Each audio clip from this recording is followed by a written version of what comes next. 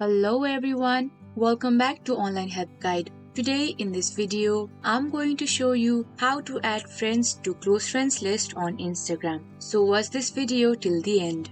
Instagram is a social media platform that lets users connect and share photos and videos with each other. It even allows you to create a small group called Close Friends where you can share personal stories. Now let's see how to add friends to your close friends list.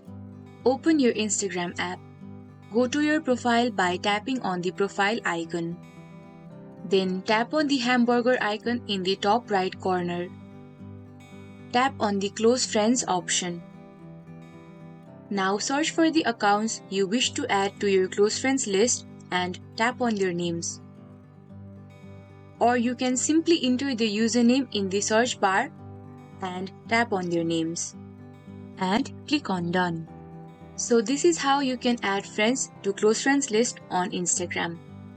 Thank you for watching Online Help Guide. Hope this video was helpful. If it was, then hit the like button and comment down if you have any questions or feedback.